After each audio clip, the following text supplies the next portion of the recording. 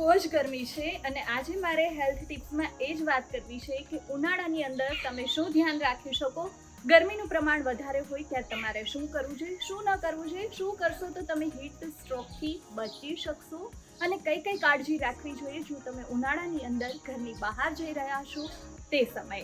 એક પછી એક શરૂઆત કરીએ. સૌથી પહેલાં તો હું તમને એ કહી દઉં કે ઉનાળાની અંદર ઘણી બધી સમસ્યા એવી હોય છે કે જે વધારે પડતા તડકાને કારણે, સૂર્યપ્રકાશને કારણે આપણને થતી હોય છે, જેની અંદર સૌથી પહેલાં છે ખૂબ થાક લાગવો, મસલ્સ દુખવા, ફૂડ પોઈઝનિંગ થઈ જવું, ઝાડા ઉલટી એટલે કે થવા.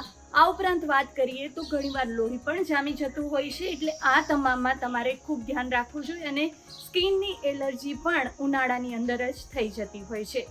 ત્યારે હું તમને એટલું જ કહીશ કે જો શક્ય હોય ત્યાં સુધી તમે ઉનાળાની અંદર ઘરની બહાર જવાનું ટાળજો. ખાસ કરીને 1 થી 4નો સમય એવો હોય છે કે ત્યારે ધૂમધકતો તડકો હોય છે અને આમ પણ હવામાન વિભાગ પણ આગાહી કરતું હોય છે કે આ સમયગાળામાં હીટ વેવ રહેવાની છે.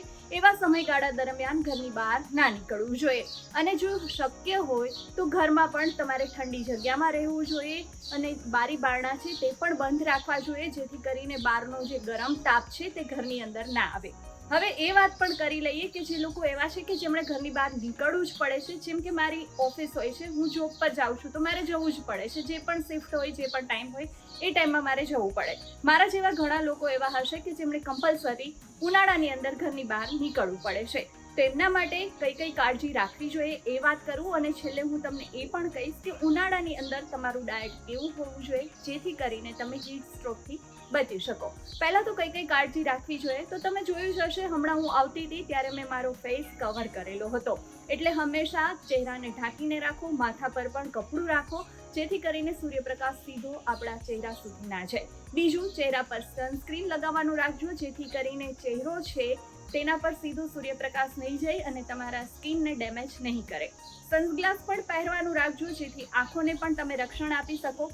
સુતરાઉ અને ખુલતા કપડાં પહેરવાનું રાખજો જેથી હવાનું અવરજવર રહે અને તમને પરસેવો છે એ પણ શોષી લે એ પ્રકારના કપડાં પહેરવા જોઈએ.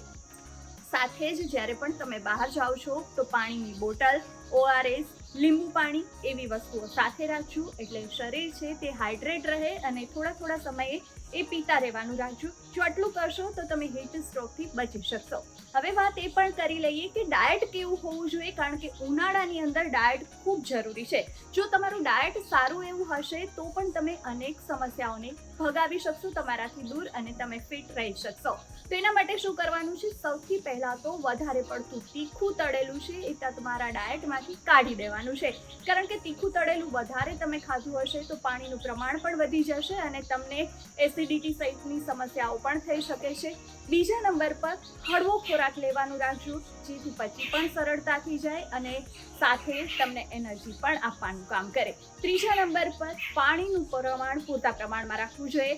ઉનાળામાં આમ પણ તમે જોશો કે એવા ઘણા બધા ફ્રૂટ્સ અને વેજીટેબલ્સ આવતા હોય છે જેની અંદર પાણીનું પ્રમાણ મોટા પ્રમાણમાં હોય, જેમ કે વોટરમેલન છે, મસ્કમેલન છે, એ બધા ફ્રૂટ્સ, કેરી તેમાં પણ પાણી ભરપૂર પ્રમાણમાં હોય છે. આ ઉપરાંત વાત કરીએ તો કુકુંબર છે, ટોમેટો છે, એ બધા વેજીટેબલ્સ પણ એવા છે કે જે પાણીથી ભરપૂર હોય છે.